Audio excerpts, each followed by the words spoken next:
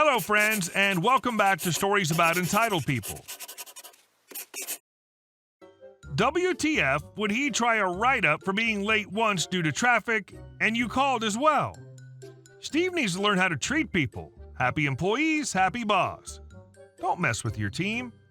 But before we begin, best way to support our channel is to leave comments, like, and subscribe with the turned-on bell so you don't miss the new video every single day.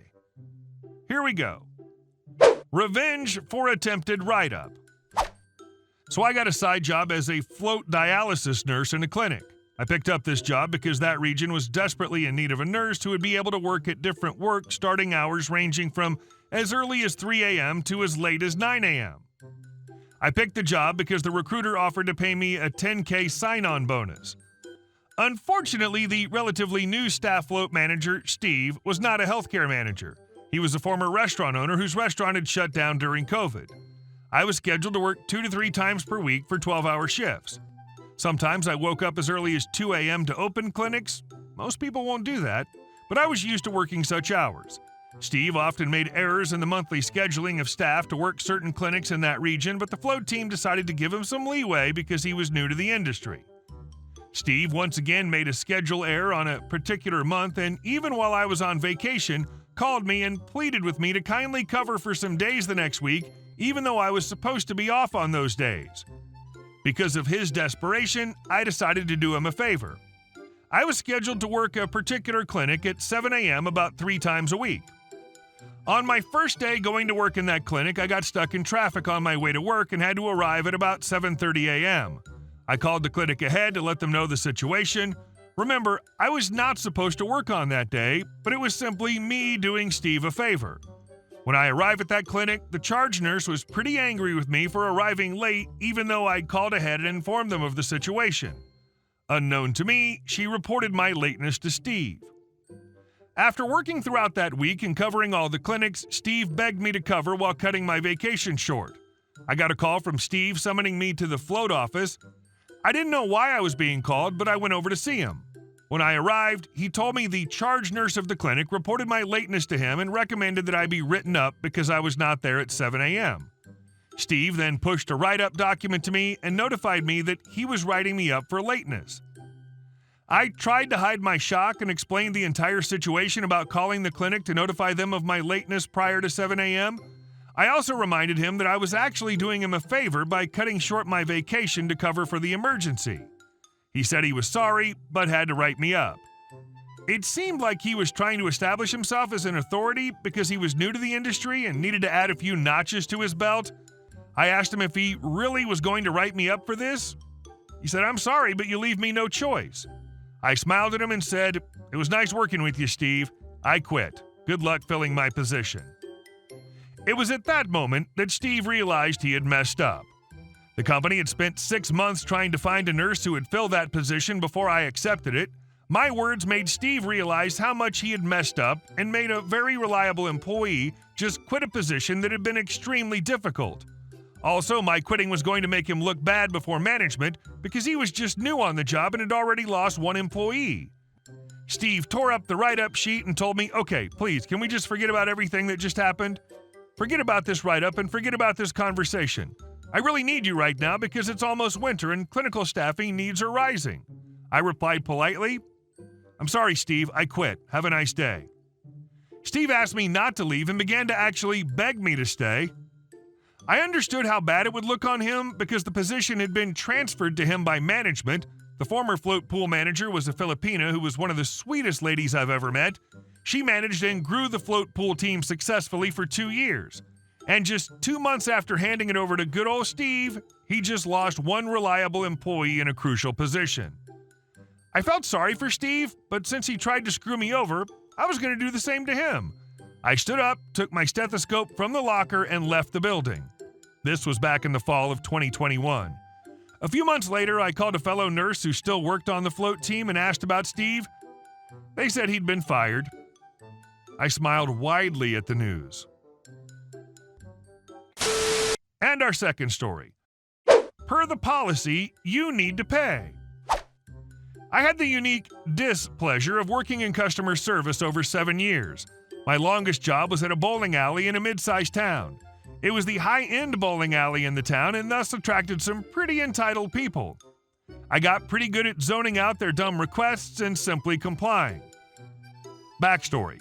The bowling alley required people to purchase bowling by time, i.e. $20 per hour, etc. When I turned on the lane, the bowlers got a 5-minute buffer period in addition to their time purchased. Most of the time this was not an issue and people came and left with no issue.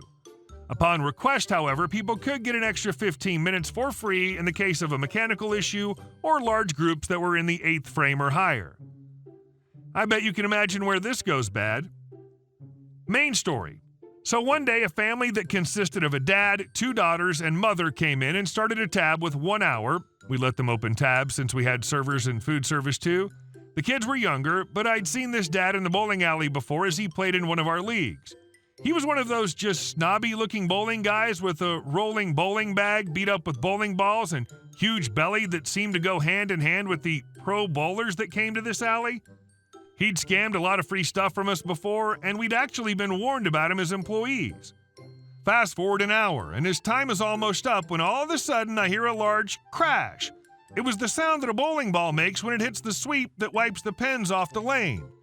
There's a small window of time that a bowler can hit the sweep while it's clearing pins, and of course the dad I discussed earlier was the one that hit it. He comes bumbling over and tells me the lane's broken. I could clearly see that the lane was broken because the lane monitor screen had the code for a jammed arm. I apologized while holding back the barf in my mouth and called the mechanic. After doing that, he demanded 15 minutes of free time since he had to wait for the mechanic to fix the lane, which took 2 minutes. Since it was his first incident, I gave it to him. That was my first mistake. This happened again a second time when his time was getting low. As he just started a new game, he came bumbling over and did the same routine. I, regrettably, gave the second set of time to him for free, and then he went away. As you may have guessed, it happened a third time. This time, however, I decided to charge him for the 15 minutes since I knew what he was up to, and our policy, posted on the front counter that every customer agrees to, specifically states that we only give 15 minutes for free. On the 4th time, the guy came over again and I charged him again. This happened a total of 5 times, and I charged him for 3. When he finally decided to pay out, he saw his bill and got furious. He came thundering over to me and barked at me saying that I was wrong and that he needed to see my manager. When my manager came out, he gave his side of the story, which of course was about how I was an idiot and that our lanes break way too easily. I then gave my side and calmly explained that I gave him more free time than our policy stated, and that due to his continued request for more time, I gave it to him at cost. My manager then asked to see the tab and looked through it. Not only did my manager agree that I was right, but he also made the guy pay for the second set of 15 minutes that I'd originally given to him for free. My manager cited our policy and told the man what he needed to pay. After some intense yelling, the guy cursed us out, vowed to never come back, and left. He came back for league 3 days later. He knew what he was doing that day and was just mad he got caught. And our last story. We don't want to build a ramp to our new house for our disabled nephew. My wife and I recently bought a new house. After we closed on the house, my sister came to see it and asked when we'd like her husband to install a ramp. The ramp's for her son, who's in a wheelchair. He and other nieces and nephew used to come over to our old house all the time to hang out with our kids. My sister's husband, who works in construction, previously installed a ramp in our old house as well as my brother's house because he and my sister want their son to feel welcome in everyone's home. Our previous house was very standard and installing a ramp was easy. This new house, however, sits up high, which means it needs a very long ramp. After measuring according to specifications, we realized that we cannot install a ramp unless we get rid of some of our home's features.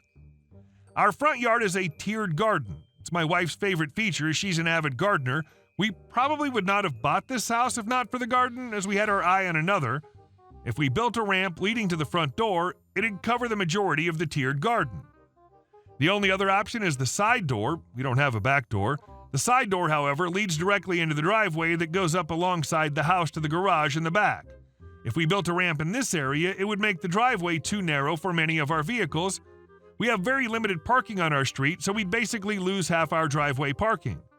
I also wouldn't be able to get my old muscle car in the garage where I'd planned on storing it. I've explained this to my sister, and she's unhappy about our reasonings, especially the one for the front door. She says she gets the parking problem, but the garden is just a cosmetic thing and not worth making her son feel unwanted or like a second thought. Other families also unhappy because our house is unusable for family parties since nephew won't be able to come.